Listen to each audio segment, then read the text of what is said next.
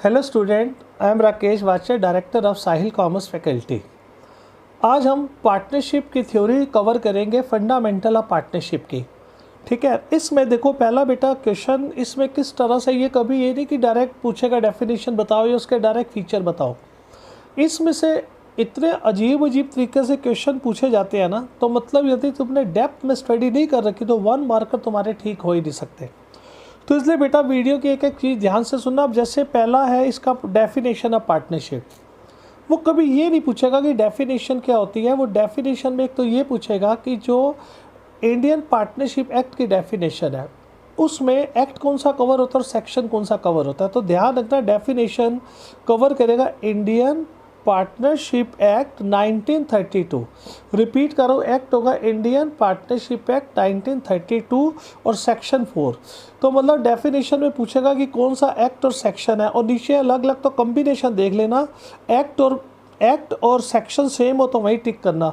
तो एक्ट कौन सा होगा, इंडियन पार्टनरशिप एक्ट 1932 और सेक्शन होगा 4। अब डेफिनेशन में क्या है कि ये क्वेश्चन आ सकता है कि 4 डेफिनेशन दी होंगी, तो उसमें से पूछेगा कौन सी डेफिनेशन एक्यूरेट है।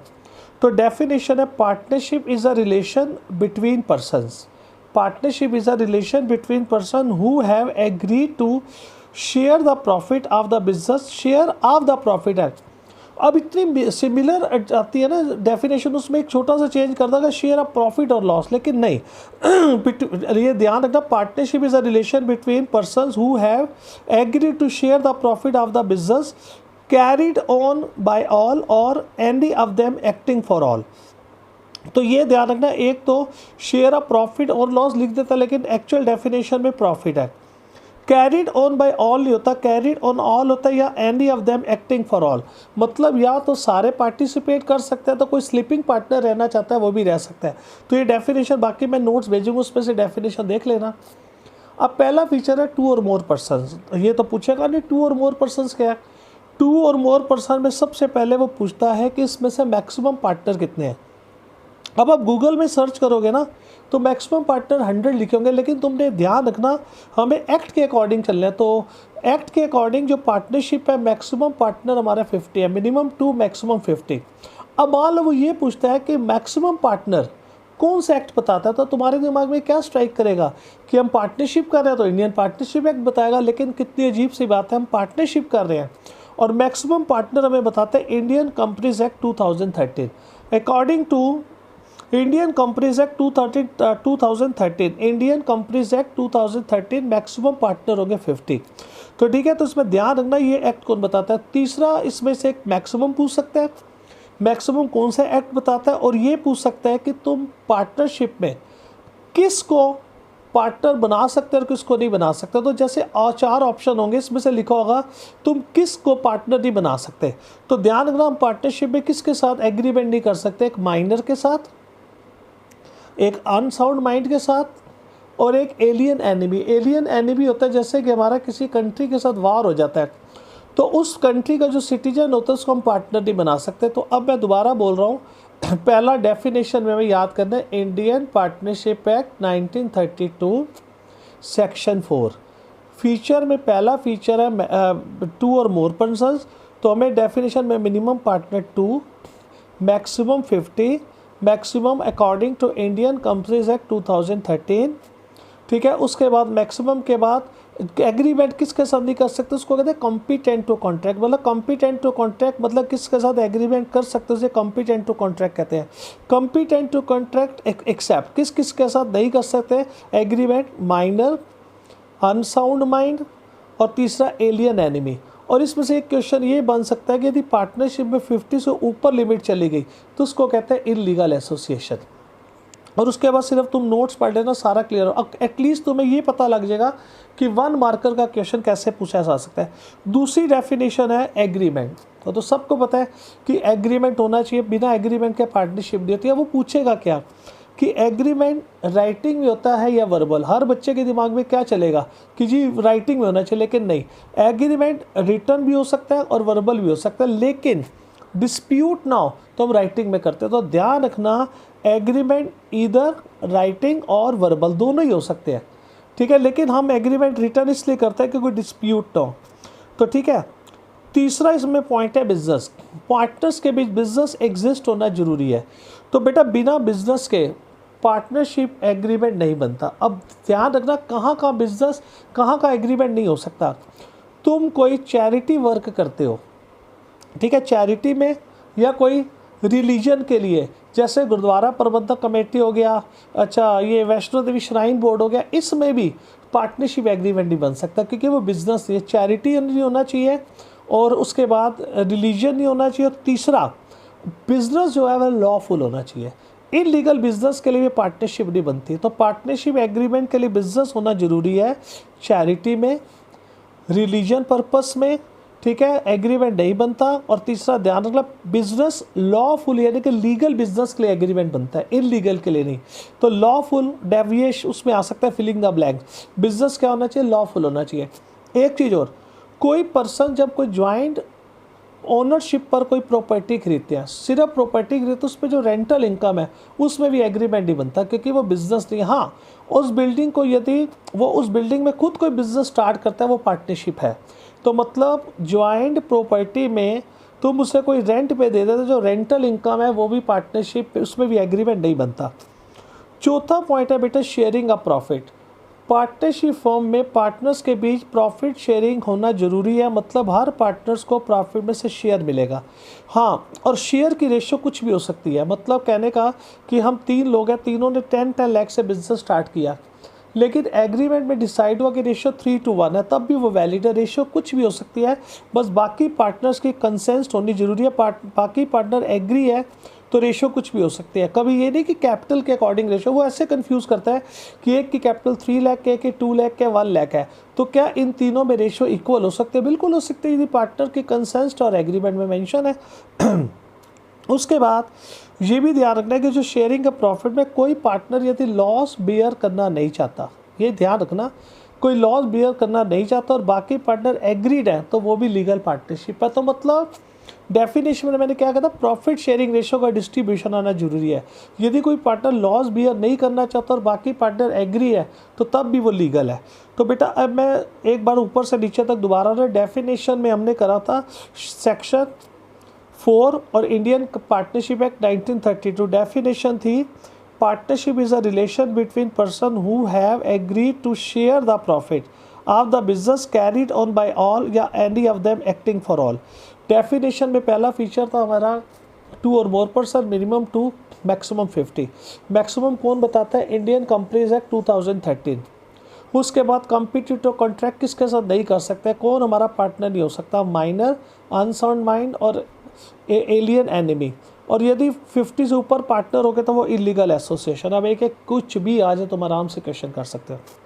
दूसरा था एग्रीमेंट। एग्रीमेंट क्या बताता है, mutual right and duties of partner. Partner के म्यूचुअल राइट और ड्यूटीज जो बताता है वो एग्रीमेंट होता है। एग्रीमेंट राइटिंग में भी हो सकता है और वर्बल भी हो सकता है, लेकिन हमें क्या करना चाहिए, राइटिंग में करना चाहिए, लेकिन लॉ की तरफ से कुछ भी हो सकता है। तीसरा पॉइंट मैंने बताया था, पार्टनर्स की जो बिजनेस होता है वो इलीगल होता है, लॉफुल या लीगल बिजनेस होना चाहिए। और उसमें मैंने कहा था कि कुछ केसेस होते हैं कि जब पार्टनरशिप एग्रीमेंट नहीं बन सकता, एक तो रिलीजन वर्क के अंदर, ठीक है, एक चैरिटी में, और एक कोई भी ज्वाइंट प्रॉपर्टी के अंदर जो रेंटल इनकम है। शेयरिंग का प्रॉफिट में मैंने कहा था यदि पार्टनर की कंसेंट है तो रेशियो कुछ भी हो सकती है, जरूरी है कि कैपिटल के अकॉर्डिंग, एक की कैपिटल ज़्यादा है एक की कम है लेकिन रेशियो इक्वल है तो उससे कोई फर्क नहीं पड़ता यदि बाकी पार्टनर की कंसेंट है। प्रॉफिट का शेयरिंग होना जरूरी है, यदि कोई लॉस बियर नहीं करना चाहता तो तब भी वो वैलिड है। अब लास्ट पॉइंट है म्यूचुअल एजेंसी। पहले तो एजेंसी का मतलब समझो बेटा, क्या हुआ कि मैंने ना एक एक्स्ट्रा ब्रांच ओपन करी, ब्रांच में मैंने एक किसी को वहाँ का एजेंट बना दिया, भैया तू सारा बिजनेस संभालना, तो वो एजेंट हो जाएगा, मैं प्रिंसिपल। उसने क्या करा कि साहिल कॉमर्स फैकल्टी के नाम पर स्टूडेंट वगैरह से फ़ीस ली, फ़ीस लेने के बाद वो सारे का सारा पैसा लेकर भाग गया। अब उस केस में जो स्टूडेंट्स हैं उन्होंने जो फ़ीस है वो तो इंस्टीट्यूट के नाम पर दी थी, साहिल के नाम पर दी थी, तो उस केस में प्रिंसिपल उस अमाउंट के लिए लायबल है। तो मतलब प्रिंसिपल को ये पैसा सबको वापस करना पड़ेगा। तो यानी कि एजेंट और प्रिंसिपल का जो रिलेशन होता है उसको म्यूचुअल एजेंसी कहते हैं। म्यूचुअल एजेंसी में बेटा मैं सच बता रहा हूँ, इतनी क्लियर तुम्हें कोई थ्योरी नहीं कर सकता। म्यूचुअल एजेंसी के अंदर यदि एजेंट कोई एक्ट करता है, उस एक्ट में कोई भी फ्रॉड करता है तो उसके लिए प्रिंसिपल लायबल हो जाएगा। तो सेम केस ना पार्टनरशिप फॉर्म में भी है। तो पार्टनरशिप में जो पार्टनर होता है वो एजेंट भी और प्रिंसिपल है। ध्यान रखना ये फिलिंग द ब्लैंक्स में आ सकता है कि पार्टनर एजेंट और प्रिंसिपल दोनों हो सकते हैं। अब कैसे दोनों हो सकते हैं बताता हूँ। 3 पार्टनर है ABC। ए ने फर्म के नाम पर एक फ्रॉड करा तो उसके लिए बी और सी भी लायबल हो जाएंगे, मतलब बी और सी को भी वो पैसा पे करना पड़ेगा। तो एक्ट किसने करा था? ए ने। लायबल कौन हो गए? बी और सी। तो जो ए है ना, ए एजेंट होगा और बी और सी प्रिंसिपल होंगे।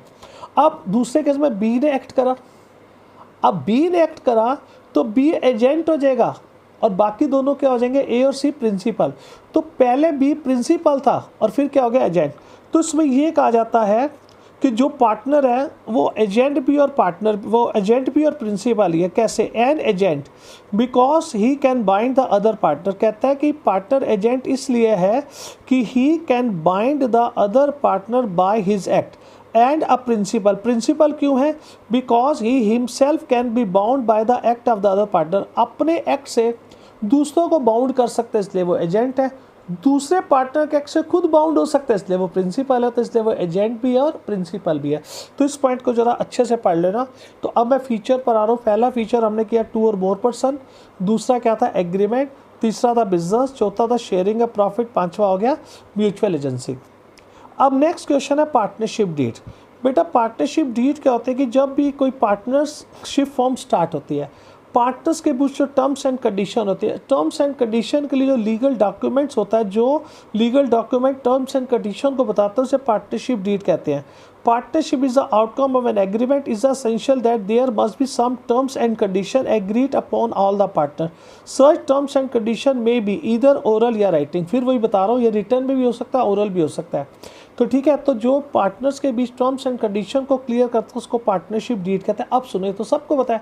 अब मेन जो चीज़ बताने जा रहा हूँ, पार्टनरशिप का अनदर नेम याद कर लो, उसे कहते हैं आर्टिकल ऑफ पार्टनरशिप। ध्यान रखना, another name of partnership deed is article of partnership. Article. अब इसमें कंटेंट्स है कि पार्टनरशिप डीड में क्या क्या पॉइंट्स होने चाहिए। बड़े सारे, लेकिन 4-5 याद कर लो। एक तो name and address of the firm, पहला पॉइंट। दूसरा name and address of the partner. तीसरा amount invested by the partner. चौथा प्रॉफिट शेयरिंग रेशियो। पांचवा इंटरेस्ट ऑन कैपिटल अलाउड, कितना हम इंटरेस्ट ऑन कैपिटल पार्टनर्स को अलाउ करेंगे। Salary allowed to partner, commission allowed to partner, मतलब कुछ भी लिख सकता हूँ। मेजर 3-4 याद होने चाहिए क्योंकि अब लेंथी क्वेश्चन, लॉन्ग क्वेश्चन तो आने बंद ही हो गया। तो उसमें से एक तो ये याद कर लो, पार्टनरशिप डीड राइटिंग और वर्बल दोनों हो सकती है। उसका अनदर नेम होता है article of partnership. Main 2-3 point याद कर लो, name and address of the firm, name and address of the partner, profit sharing ratio. Major तो यही 3 है। उसके बाद बेटा नेक्स्ट क्वेश्चन है राइट्स ऑफ पार्टनर्स। पावर, मतलब पार्टनर्स के पास फर्म के अंदर कौन कौन सी पावर दी गई है। पहली पावर है right to part the management of the business. वो बिजनेस में कोई भी मैनेजमेंट में पार्टिसिपेट कर सकता है, यानी कि कोई भी रूल बनता है उस रूल में वो पार्टिसिपेट कर सकता है। Right to take the part in the management में पार्ट में वो पार्टिसिपेट कर सकता है। दूसरा right to inspect books of the account. कोई भी पार्टनर फर्म की कोई भी बुक्स को चेक कर सकता है, मतलब किसी भी पार्टनर को तुम बुक्स को चेक करने से मना नहीं कर सकते। Right to share the profit और लॉस, बिल्कुल ठीक है, जो भी उसकी रेशियो, उस रेशियो के अकॉर्डिंग उसको प्रॉफिट शेयरिंग मिलना चाहिए। मान लो पार्टनरशिप डीड में रेशियो साइलेंट है तो ध्यान रखना प्रॉफिट शेयरिंग रेशियो इक्वल होती है। तो पहला बेटा right to take the part in management, ठीक है, right to inspect the books और right to share the profit. 3 कर लो, सफिशिएंट है। लॉन्ग क्वेश्चन तो आते नहीं, फिर भी एक आध और रीड कर लेते हैं। कोई भी पार्टनर, ये ध्यान रखना, no new partner can be admitted without the consent of the existing partner. जो पार्टनर एग्जिस्ट कर रहे हैं, मान लो 4 पार्टनर है, कोई हम 5वां पार्टनर लेना चाहते हैं तो चारों पार्टनर को की कंसेंट होनी जरूरी है। 5वां है every partner has a right to retire from the firm. वो कभी भी नोटिस सर्व करके वो फर्म से रिटायर्ड हो सकता है। इसके बाद एक बड़ा इंपॉर्टेंट पॉइंट है कि जब पार्टनर फर्म को लोन देता है, पार्टनर ने फर्म को लोन दिया, उस लोन पर फर्म की ड्यूटीज को इंटरेस्ट पे करे। तो इंटरेस्ट का कोई एग्रीमेंट नहीं है, तो फिक्स्ड है 6% पर एनम। 6% लिखोगे काटा मार देगा। तो if there is no agreement about interest और लोन, तो इंटरेस्ट और loan allowed to partner at the rate of 6% per annum. तो बेटा राइट्स में पहला मैंने बताया मेन में दो, तो एक वो है कि प्रॉफिट शेयरिंग रेशियो कि उसको प्रॉफिट में से शेयर मिलना चाहिए, यदि रेशियो नहीं है तो उसको इक्वल मिलेगी।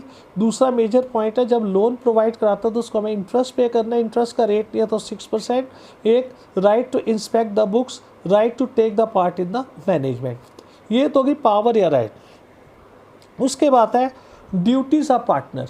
ऑब्वियस है पार्टनर के राइट है तो बेटा कोई ड्यूटीज़ भी तो होंगी। पहली ड्यूटी है every partner should devote the time in the business. बिल्कुल ठीक बेटा, बिजनेस में टाइम तो डिवोट करेगा ही करेगा, ये थोड़ी कि बाकी पार्टनर सुबह ऑफिस में आ जाते हैं एक पार्टनर आता नहीं, तो ये उसकी ड्यूटी है कि वो अपने बिजनेस में टाइम डिवोट करे। No partner should engage himself in competitive business. अब कोई जो पार्टनर है, अब मान लो मेरा एक पार्टनर मेरे साथ इंस्टीट्यूट चलाता है तो वो सेम इंस्टीट्यूशन लाइन में कहीं और पार्टनर नहीं बन सकता, वो तो मेरा कंपटीटर हो जाएगा। तो सेम बिजनेस में वो किसी और फॉर्म में पार्टनर नहीं बन सकता, ये उसकी ड्यूटी है। तीसरा है every partner should act with in the authority. जो उसकी अथॉरिटी है उस अथॉरिटी से बाहर जाके उसको एक्ट नहीं करना चाहिए। In the duty of the each partner to use the property of the firm. कहता है जो प्रॉपर्टी ऑफ द फॉर्म में फॉर पार्टनरशिप फॉर्म, वो फॉर्म के लिए यूज़ करनी चाहिए, पर्सनल यूज़ के लिए नहीं। तो दोबारा सुन लो, पहला पॉइंट हो गया कि उसे बिजनेस पे पूरा टाइम डिवोट करना है। दूसरा पॉइंट हो गया वो सेम कम्पिटिटिव बिजनेस में कहीं पार्टनर नहीं बन सकता। तीसरा हो गया उसको जो भी एक्ट करना है अथॉरिटी के अंडर करना है, जो उसकी पावर है पावर से बाहर जाकर उसको काम नहीं करना। चौथा पॉइंट है कि जो फॉर्म की प्रॉपर्टी है वो बिजनेस के लिए यूज़ हो सकती है, उसके पर्सनल यूज़ में वो नहीं ला सकता। नेक्स्ट क्वेश्चन है provision of having a minor partner. Minor partner से रिलेटेड क्या क्या प्रोविज़न है। पहले तो मैंने तुम्हें शुरू में बताया था कि माइनर जो पार्टनर है तुम माइनर को पार्टनर नहीं ले सकते, कुछ स्पेशल केसेस के अंदर तुम माइनर को पार्टनर ले सकते हो, उसके लिए कुछ कंडीशन है। पहला है before the admission of a minor partner there must be existing of the partnership firm. जो फॉर्म ऑलरेडी एग्जिस्ट कर रही है, जो फॉर्म ऑलरेडी कॉन्टीन्यूटी में है, कॉन्टीन्यूटी रनिंग बिजनेस में तुम माइनर को पार्टनर ले सकते हो, लेकिन उसके लिए सब पार्टनर की कंसेंट होनी जरूरी है। तो अदर पॉइंट हो गया second point, there must be mutual consent of the partner.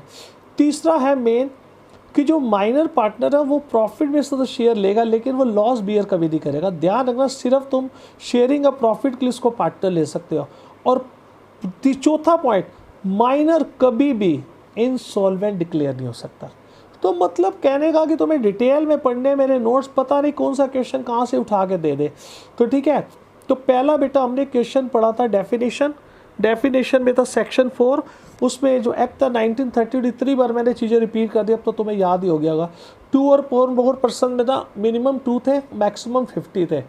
ठीक है, मैक्सिमम पार्टनर कौन बनाता था, इंडियन कंपनीज एक्ट 2013। और ठीक है, maximum partner 50, Indian company act 2013। और यदि 50 से ऊपर चले गए तो उसको इलीगल एसोसिएशन कहते हैं। जिसको पार्टनर बनाते हैं उसके साथ कॉन्टैक्ट करते हैं, कॉम्पिटेंट टू कॉन्टैक्ट, मतलब वो कॉन्टैक्ट कर उसे कॉन्टैक्ट के लिए वो लायबल होना चाहिए। जो कॉन्टैक्ट नहीं कर सकता उसको तुम पार्टनर नहीं बना सकते, जैसे माइनर, ठीक है, एलियन, एनिमी और अनसाउंड माइंड। एग्रीमेंट रिटर्न और वर्बल दोनों हो सकते हैं। सेकंड पॉइंट था बिजनेस में मैंने बताया था बिजनेस लीगल या लॉफुल होना चाहिए। ठीक है, पार्टनरशिप फॉर्म के लिए बिजनेस होना जरूरी है। कहाँ एग्रीमेंट नहीं हो सकता, एक तो रिलीजन के लिए, एक चैरिटी वर्क के लिए, और एक जॉइंट प्रॉपर्टी में यदि कोई रेंट आता है। शेयरिंग और प्रॉफिट में मैंने कहा था प्रॉफिट शेयरिंग रेशियो होनी जरूरी है। यदि कोई पार्टनर लॉस बियर नहीं करना चाहता और बाकी पार्टनर की कंसेंट है तो लॉस बियर नहीं कर सकता। म्यूचुअल एजेंसी में बताया था कि पार्टनर एजेंट भी और प्रिंसिपल ही है, वो अपने एक्स से दूसरे पार्टनर को बाउंड कर सकता है इसलिए वो एजेंट है, दूसरे पार्टनर से खुद बाउंड हो जाता है इसलिए वो प्रिंसिपल है। फिर उसके बाद हमने डीड में बताया डीड राइटिंग और वर्बल दोनों हो सकती है। डीड का अनदर नेम होता है आर्टिकल ऑफ पार्टनरशिप। ठीक है, उसमें मेन पॉइंट बताया name and address of the form, name and address of the partner, sharing of profit, ठीक है, अमाउंट ऑफ कैपिटल और इंटरेस्ट ऑन कैपिटल अलाउड। फिर राइट्स में मैंने बताया था part in the management of the business, ठीक है, उसको बिजनेस में वो पार्टिसिपेट कर सकता है। Right to inspect the books, वो किसी भी बुक्स को चेक कर सकता है। Right to share of the profit, उसे प्रॉफिट में से शेयर मिलना जरूरी है। यदि रेशो मेंशन नहीं है तो रेशो इक्वल होगी। ठीक है, कोई भी पार्टनर बाकी के बिना कंसेंट के, no new partner can be admit without the consent of the partner. सारे पार्टनर के बिना कंसेंट के तुम नया पार्टनर नहीं ले सकते। और कोई भी पार्टनर यदि फर्म को लोन देता तो उस लोन का रेट मेंशन, इंटरेस्ट और लोन पे करना है, रेट मेंशन नहीं है तो 6% पर एनम लेंगे। ड्यूटीज़ में मैंने बताया था, पहली उसकी ड्यूटी है उसको पूरा टाइम डिवोट करना है बिजनेस में, ठीक है, सेम कॉम्पिटिटिव बिजनेस में नहीं आना। Every partnership act with the authority के अंडर वही एक्ट करना है जो उसके अथॉरिटी के अंडर आता है, ठीक है। Is the duty of the partner use of property, सिर्फ फॉर्म के लिए यूज़ करनी है, पर्सनल यूज़ नहीं कर सकता। माइनर के प्रोविज़न में है कि जब तुम माइनर को पार्टनर लेना चाहते हो तो फॉर्म ऑलरेडी एग्जिस्ट होनी चाहिए, ऑल पार्टनर्स की कंसेंट होनी ज़रूरी है, ठीक है। माइनर प्रॉफिट में से शेयर लेगा लेकिन लॉस बियर नहीं करेगा, और माइनर पार्टनर कभी इंसॉल्वेंट नहीं हो सकता। तो बेटा ये थ्योरी का फर्स्ट पार्ट है, फिर अगली वीडियो में बाकी रिमेनिंग क्वेश्चन हम डिस्कस करेंगे। बाय।